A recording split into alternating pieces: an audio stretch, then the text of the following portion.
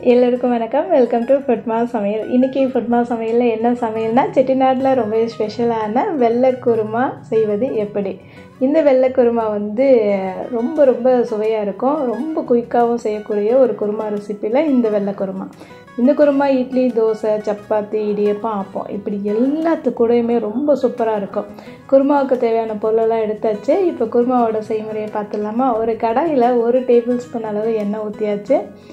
எண்ணெய் சூடான எண்ணெயில் 1 டீஸ்பூன் அளவு கடுகு நல்லா பொரிஞ்சதுக்கப்புறம் உளுந்த பருப்பு, 1 கொத்து கருவேப்பிலை, வெங்காயம் 1 வெங்காயம் நீல வாக்கில் நறுக்கி சேர்த்துடலாம். லைட்டாக கலந்து எடுத்துட்டா போதும். அடுத்து ஒரு பழுத்த நாட்டு தக்காளி, தேவையான அளவுக்கு உப்பு, 2 பெரட்டிட்டு நம்ம தக்காளியை வேக வைக்கணும். மூடி போட்டு வேக வைக்கலாம். தக்காளி குலைவாக வெந்திருக்கணும்.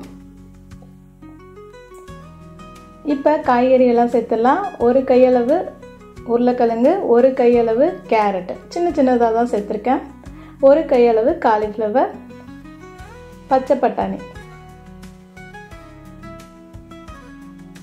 ஒரு தடவை கலந்து எடுத்துக்கலாம். நல்லா கலந்ததுக்கப்புறம் தண்ணி ஊற்றி வேக வைக்கணும். தண்ணியோட அளவு ஒரு 250 ml அளவு ஊற்றி தேவையான அளவுக்கு உப்பையும் போட்டு நம்ம வேக வைக்கணும். ஒரு மூடி போட்டு வேக வைங்க. இப்போ குருமாவுக்கு ஒரு மசாலா அரைக்கணும். அரைச்சிடலாமா. ஒரு மிக்ஸி ஜாரில் 3 பச்சை மிளகாய் சேர்த்துருக்கேன். இந்த வெள்ளை குருமா காரம் இல்லாமல் தேங்காய் பாலோட இனிப்போடு தான் இருக்கும். உங்களுக்கு காரம் பிடிக்கும்னா நீங்கள் 1 மிளகாய் எக்ஸ்ட்ரா சேர்த்துருங்க. 1 டீஸ்பூன் அளவு சோம்பும், ஒரு 3 டீஸ்பூன் அளவு பொட்டுக்கடலையும் சேர்த்துட்டு, ஒரு வெள்ளைப்பல்லு பூண்டையும் போட்டு, 1 கப் அளவு துருவின தேங்காய் துருவும் போது நல்லா வெள்ளையாக துருவி எடுத்துக்கோங்க.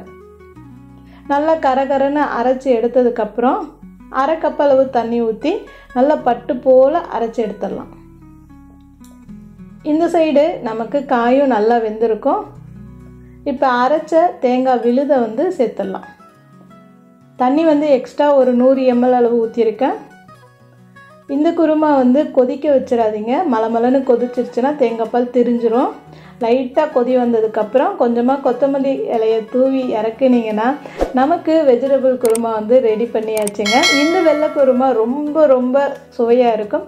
கண்டிப்பாக ஃபுட்மா சமையலோட ரெசிபியெல்லாம் ட்ரை பண்ணி பார்த்துட்டு எப்படி வச்சுட்டு கமெண்ட் பண்ணுங்கள். நன்றி.